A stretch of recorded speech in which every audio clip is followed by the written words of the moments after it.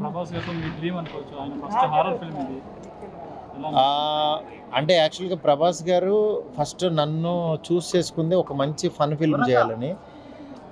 ఆయన favourite film నా దాంట్లో ప్రేమ కథా చిత్రం, నెక్స్ట్ బలబల మగాడివే. అలాంటి కైండ్ సినిమా ఏదైనా చేద్దామని చెప్పి మాట్లాడుకుంటూ హర్రర్ కామెడీ చేద్దామా బాగుంటుంది కదా జానర్ అంటే సరే అని చెప్పి రాయడం జరిగింది. దాని తర్వాత ఆయన స్ట్రెంగ్త్ ఆయన్ని మనం ఇన్ని రోజుల నుంచి బాహుబలి తర్వాత కోల్పోయింది మనకి బుజ్జిగాడు ఆ కైండ్ ఆఫ్ ప్రభాస్ని, ఆ వింటేజ్ ప్రభాస్ గారిని చూసి చాలా రోజులైంది. ఆ ప్రభాస్ని తీసుకొచ్చి ఇలా మాట్లాడిద్దామని అంటే ఆయన కూడా నాకు ఇలా కావాలని చెప్పి ఆయన చూస్ చేసుకున్నారనమాట. చూస్ చేసుకుని చేసింది ఇది. అందువల్ల ఇవాళ మీరు టీజర్ చూస్తే మీకు అర్థమవుతుంది వింటేజ్ ప్రభాస్ ఈజ్ బ్యాక్ అన్నట్టు. బిగ్గెస్ట్ ఇండియన్ సినిమా ఇప్పుడు ఇది. టీజర్ వచ్చిన తర్వాత చాలా డిస్కషన్ జరుగుతుంది. అంతేకాకుండా ప్రభాస్ గారు మీ కాంబినేషన్ కానీ ఫ్యాన్స్ ఎప్పటి నుంచో వెయిట్ చేస్తున్న సినిమా. సో దీని గురించి మీరు అంటే ఫ్యాన్స్కి పర్టికులర్లీ వాళ్ళు ఎప్పటి నుంచో అప్డేట్స్ అని వెయిట్ చేస్తూ ఉన్నారు.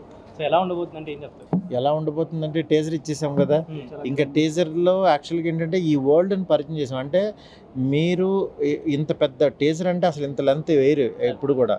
ఇంత లెంత్ ఇవ్వడానికి కారణం ఏంటంటే టీజరు ఈ సినిమా అంటే మీరు ఇప్పుడు ఏదో ఇది వదిలితే ఇదే ఉందా, లేకపోతే ఇది వదిలితే ఇదే ఉందా ఇలా అనుకుంటూ ఉంటున్నారు. అందుకని అది కాదు, ఇది వరల్డ్ చాలా పెద్దది, ఇది అని చెప్పి వరల్డ్ని ఇంట్రడ్యూస్ చేసాం. కానీ రియల్గా అసలు మీరు ఈ సినిమా ఏంటనేది మేము నెక్స్ట్ వదిలే కంటెంట్స్ తెలుస్తూ ఉంటే మీరు చాలా ఎగ్జైట్ అవుతారు. ఈ సినిమా కోసం మీరు వెయిట్ చేస్తారు. సంజయ్ దత్ గారి క్యారెక్టర్ కూడా టీజర్లో చాలా ఎక్కువ కనిపించింది. అవును, సినిమాలో హీరో తాత క్యారెక్టర్, అందువల్ల ఆయన కూడా చాలా ఇంపార్టెంట్ హీరోలు. అంటే హీరో తాత క్యారెక్టర్ సంజయ్ దత్ అంటున్నారు, మరి సిగార్తో ఒక ఓల్డ్ లుక్లో ఉన్న ప్రభాస్ క్యారెక్టర్ ఆయన ఇంకో తాత అనుకోండి. సరే, అంటే ఈ మధ్య హీరోయిన్స్ టాపిక్ కూడా ఒకటి వచ్చింది. అంటే ప్రభాస్ గారు అంతా యాక్షన్ సైడ్ వెళ్ళిపోయారు అని. అండ్ దీంట్లో కూడా కామెడీ కూడా చాలా రోజుల తర్వాత ఒక మంచి గ్రిప్పింగ్ కామెడీ కూడా రన్ అవుతుంది. మీ ప్లస్ పాయింట్ కూడా కామెడీ. సో ప్రభాస్ గారిని మనం అంటే ఆ బుజ్జిగాడు, డార్లింగ్ ఇలా ఆ కామెడీ జోన్ ఎక్కువ ఎక్స్పెక్ట్ చేయొచ్చు ఈ మూవీలో. డెఫినెట్గా అండి. అంటే ఆ సినిమాల కంపారిజన్ అని కాదు, ఆ సినిమాలు ఈ సినిమా సంథింగ్ డిఫరెంట్. ఇది ఈ సినిమాల్లో అంటే ఆ సినిమాల్లో యాక్షన్తో పాటు క్యారెక్టరైజేషన్ జోవియల్గా ఉంటుంది. కానీ ఇదేంటంటే ఒక ఫన్ ఉంటూ క్యారెక్టరైజేషన్ ఉంటూ ఇది ఒక బిగ్ స్కేల్లో ఉంటూ మళ్ళీ ఆడియన్స్కి ఏం కావాలో ఫ్యాన్స్కి ఏం కావాలో అవన్నీ ఉంటూ మీరు 3 hours ఒక వేరే వరల్డ్కి వెళ్ళిన ఫీలింగ్ వస్తుంది. సో ప్రభాస్ గారు నిజంగా అడిగారా నాకు ఇద్దరు హీరోయిన్స్ని పెట్టండి? అంటే ఇద్దరు హీరోయిన్స్ని పెడదామా అని అన్నారు. అని అంటే ఎందుకు ముగ్గురిని పెడదాం అదే ఉందని అని రాశాను. అంటే ఆయన ఏంటంటే వేరే సినిమాల్లో హీరోయిన్స్ లేరు, ఒక హీరోయిన్ అని కాదు, ఆయన ఏంటంటే ఏం చేసినా బెస్ట్ ఇవ్వాలనుకుంటారు.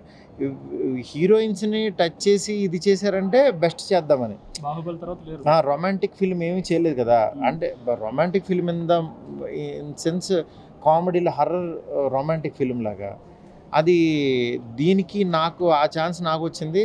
దీన్ని నేను ముగ్గురిని రాసి మళ్ళీ హర్రర్ ప్లస్ ఇది అంటే it's one kind of fantasy film అనమాట అది. సరే, టీజర్కే గుడి కడతామని చెప్పి చెప్తున్నారు. మరి నెక్స్ట్ కంటెంట్స్కి ఏమన్నా అంటే ఎలా ఉండబో?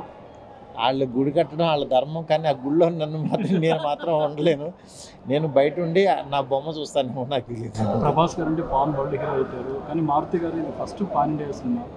ఎలాంటి జాగ్రత్తలు తీసుకున్నారండి? మిగతా భాషల్లో కూడా ఈ టైప్ ఆఫ్ మనకి ఒకటేనండి. నేను తీసుకున్న జాగ్రత్త ఏంటంటే నేను ప్రేమ కథా చిత్రం చేసినప్పుడు హర్రర్ కామెడీలో ఒక లో బడ్జెట్లో అదొక ట్రెండ్ సెట్ అయింది అప్పుడు. ఇప్పుడు యాక్చువల్గా ఏంటంటే పాన్ ఇండియాకి వెళ్ళినప్పుడు అది దాని విజువల్, దాని రేంజ్, ఎలా తీసుకెళ్ళాలి, ఎక్కడికి తీసుకెళ్ళాలి, ఏం రాస్తే కొత్తది అవుతుంది. ఎందుకంటే నేను తీసిన తర్వాతే 500 హర్రర్ కామెడీలు వచ్చినాయి. దీంట్లో ప్రభాస్ గారు చేస్తున్నప్పుడు అది ఎంత కొత్తగా ఉండాలి, అది నెక్స్ట్ లెవెల్కి ఎలా వెళ్ళాలి. యాక్చువల్గా మామూలుగా హర్రర్ ఇంట్లోకి వెళ్ళి దెయ్యం ఉండటం అనేది రెగ్యులర్. ఏ మైసూర్ ప్యాలెస్ కన్నా వెళ్ళొచ్చు, మేము ఇంత ప్యాలెస్ బిల్డ్ చేయాల్సిన అవసరం లేదు. బట్ దీనికి ఉండే క్యారెక్టర్ వేరు, దీనికి ఉండే వాల్యూ వేరు, ఇవన్నీ చాలా ఉన్నాయన్నమాట. ఇవన్నిటిని మీరు చూడబోతున్నారు. అలా ఏం లేదు, హర్రర్ రొమాంటిక్ ఫ్యాంటసీ అంతే.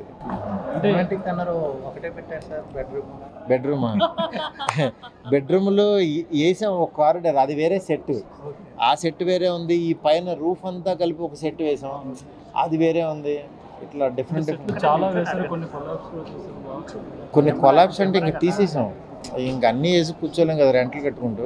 అది సార్ అలాగే Biggest లైబ్రరీ set ఉంది, అవును. ప్రతి రూమ్ లో బుక్స్ ఉన్నాయి. అవును. సార్ అంటే బుక్స్ ఉన్నాయంటే బుక్స్ ఎందుకు ఉన్నాయంటే అది సినిమాలో భాగం, మీరు చూస్తే అర్థం అవుతుంది. టోటల్ ఫిక్షనల్ స్టోరీ అయినా ఏదైనా రియల్ ఇన్సిడెంట్ కూడా ఏదైనా రియల్ ఇన్సిడెంట్ ఏమీ లేదు, రియల్ ప్రభాస్ గారు ఉంటారు అంతే, రియల్ ఇన్సిడెంట్స్ ఉండవు. డెఫినెట్గా సినిమా కోసం వెయిట్ చేయండి, సినిమా వచ్చినప్పుడు చూడండి, ఇది ఇలాగే మమ్మల్ని ఎంకరేజ్ చేయండి. మోర్ పాజిటివ్ ఇవి మీరు ఇంకా చూడబోతుంటుంది కంటెంట్.